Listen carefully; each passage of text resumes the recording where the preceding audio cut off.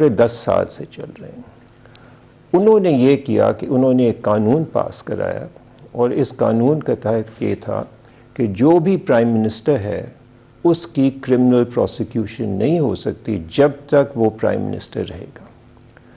अब इस कानून को चैलेंज किया गया और चैलेंज किया इटालियन कॉन्स्टिट्यूशनल कोर्ट में, और पिछले महीने इसका फ़ैसला दिया इटालियन कॉन्स्टिट्यूशनल कोर्ट ने, और फ़ैसला ये था कि ये कानून ही इल्लीगल और अनकॉन्स्टिट्यूशनल था। तो उसके बाद में अब नया कोई कानून इटालियन पार्लियामेंट कंसिडर कर रही है और उसके बाद में फ़ैसला होगा कि क्या उस पर और अमल होता है या नहीं होता। तो जहाँ तक पाकिस्तान का ताल्लुक़ है, ये बिल्कुल सही है कि आर्टिकल 248 ऑफ द कॉन्स्टिट्यूशन के तहत जो भी प्रेसिडेंट है उसको एक इम्यूनिटी है। बट ये इम्यूनिटी क्या है ये भी समझनी चाहिए। ये नहीं है कि वो कानून से बालातर है, कतई नहीं।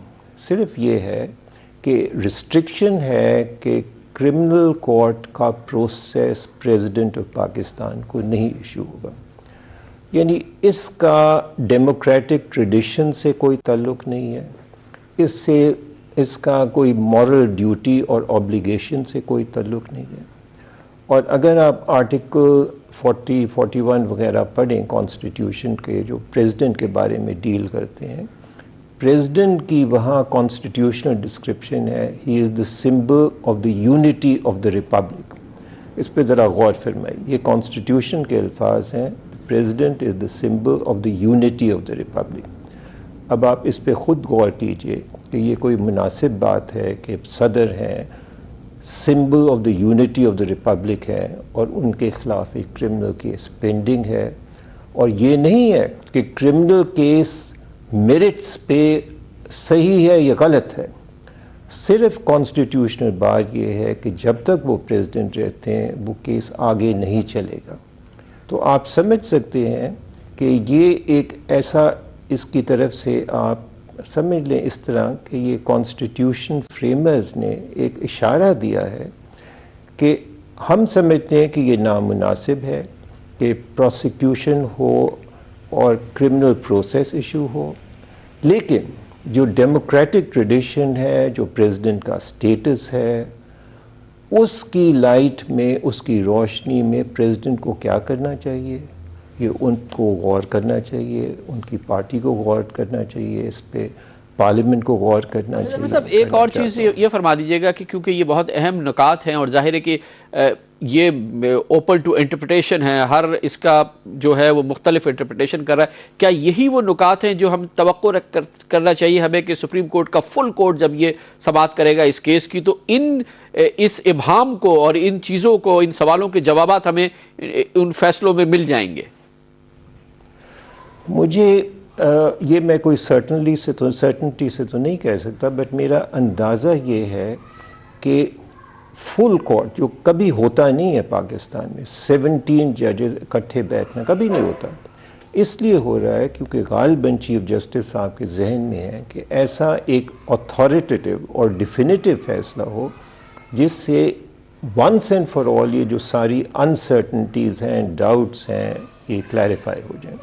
वरना जहाँ तक सिर्फ NRO को स्ट्राइक डाउन करने का मसला है, ये तो 3 जज की बेंच भी कर सकती थी या 5 जज की बेंच भी कर सकती।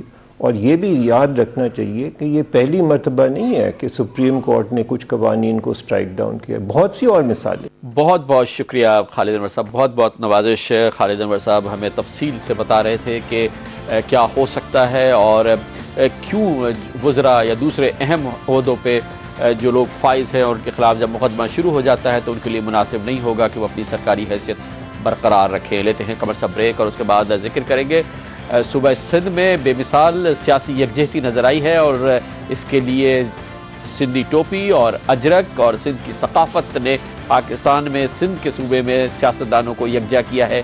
एक दिन मनाया जा रहा है जिसमें तमाम सियासी जमातें इकट्ठा हैं। इसकी बात होगी कमर्शियल ब्रेक के बाद। सिंध में मौजूद तमाम बड़ी सियासी जमातों ने बेमिसाल यकजहती का इजहार किया है और ये यकजहती का इजहार हुआ है सिंध की सकाफ़त, सिंध की टोपी और सिंध की अजरक के साथ।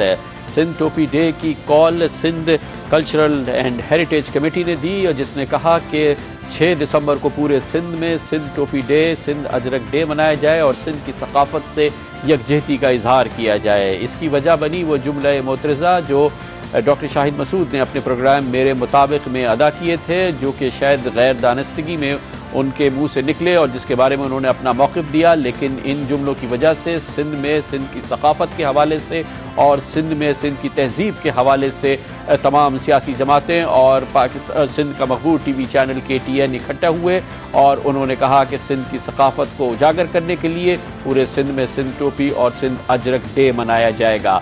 ये दिन बहुत ज़ोर शोर से और इंतहाई जज्बे के साथ मनाया जा रहा है।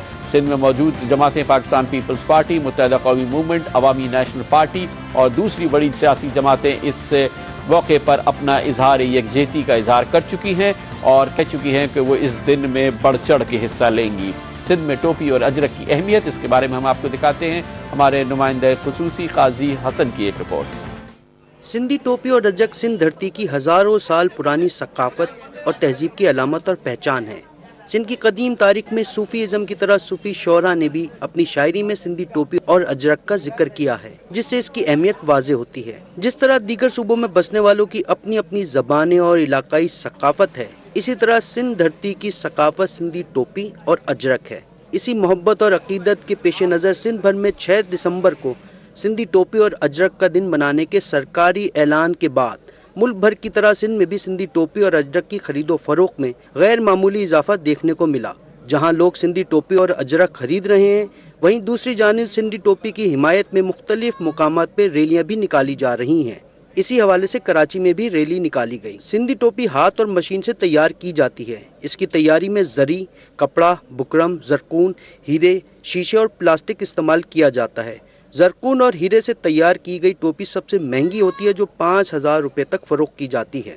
टोपियाँ माशाल्लाह बहुत बिक रही है, और जब से सदर साहब ने ऑर्डर किया ना, ईद के टाइम भी शॉर्टेज हो गई थी, और अभी तो हम घूम घूम के कहीं से मिल रही नहीं, जहाँ जा रहे हैं वहाँ शॉर्टेज है। टोपी जो सर इस टाइम पर जो बिक्री है, ये 6 दिसंबर का जो इस टाइम पर जो उन्होंने हवाला दिया है, उससे हमारे कारोबार में बहुत तेजी आई है। इसके अलावा से पहले इतना कारोबार नहीं चल रहा था। इतना रश है, तकरीबन हर बंदा जो है 5, 6, 10 अजरक और टोपी बहुत खरीदारी कर रहे हैं। सिंधी टोपी और अजरक सिंध में रिवायती मेहमानदारी से लेकर इन तमाम जगहों पे नजर आती है, जहाँ जहाँ इंसानी रिश्तों की पहचान होती है। 6 दिसंबर को सिंधी टोपी और अजरक के दिन मनाने के सरकारी ऐलान के बाद मुत्तहिदा कौमी मूवमेंट के कायद अल्ताफ हुसैन और अवामी नेशनल पार्टी सिंध ने भी सिंधी टोपी की तहफ़्फ़ुज़ और अज़मत का यौम मनाने की मुकम्मल और भरपूर हिमायत का ऐलान किया और कहा कि कौमी यकजहती का तकाजा है कि मुल्क के तमाम शहरी अपनी सकाफत से प्यार करने के साथ साथ दूसरों की सकाफत का भी एहतराम करें और कोई ऐसी बात ना कहें जिससे दूसरों के जज्बात को ठेस पहुँचे। पीपल्स पार्टी सिंध ने सिंधी टोपी और अजरक के दिन मनाने के ऐलान की हिमायत करने पर मुत्तहिदा कौमी मूवमेंट के कायद अल्ताफ हुसैन और अवामी नेशनल पार्टी सिंध का शुक्रिया अदा करते हुए कहा कि अल्ताफ हुसैन और ANP सिंध के सदर शाहिद सैयद के फैसले ने सिंध के तमाम लोगों को वफाक के पर्चे तलम मुत्तहिद कर दिया है। प्रोग्राम आज कामरान खान के साथ के लिए काजी हसन, जियो न्यूज़, कराची। सिंध के सकाफत और तमद्दुन के हवाले से हालिया दिनों में हमें बेपनाह पैगामात मौसूल हुए हैं और ये पैगामात सिंध की तहजीब को उजागर करते हैं। इन्हीं पैगामात में मैंने नोट किया कि चंद पैगामात में शायद ये बदगुमानी थी या गलत फहमी थी कि हमारे किसी प्रोग्राम में सिंध की सकाफत के हवाले से या सिंध की टोपी के हवाले से कोई बात कही गई है, जो कि 100% जाहिर है कि गलत है। हमारे प्रोग्राम के स्कोप में सिंध या किसी भी पाकिस्तान में रहने वाली कौम की सकाफत, तहजीब और तमद्दुन के बारे में किसी किस्म की आरा की या किसी किस्म की नेगेटिव बात करने की 100% गुंजाइश नहीं है और इस प्रोग्राम में तो बिल्कुल नहीं। हाँ, अगर होगा तो वो यही कि अगर कहीं मेरिट की पामाली होगी, कहीं करप्शन होगी, कहीं गरीब सिंधी, पंजाबी, बलोची, पठान के हक को लूटा जाएगा या सर्व किया जाएगा, उसके ख़िलाफ़ हम आवाज़ उठाएंगे और ज़रूर उठाएंगे। लेकिन किसी तहजीब और तमद्दुन और अक़दार के ख़िलाफ़ बात करना हम अपनी तौहीन समझते हैं और 100% ऐसा होगा नहीं। ये हम अपना 100% यकीन दिलाना चाहेंगे अपने उन नाजरीन को जो पूरे पाकिस्तान में हमारा ये प्रोग्राम देखते हैं और सिंध के अंदरून में भी जो हमारा ये प्रोग्राम देखते हैं। इन सागर असा जो प्रोग्राम ख़त्म तो थे कामरान खां के इजाज़त। अल्लाह हाफ़िज़ नासिर।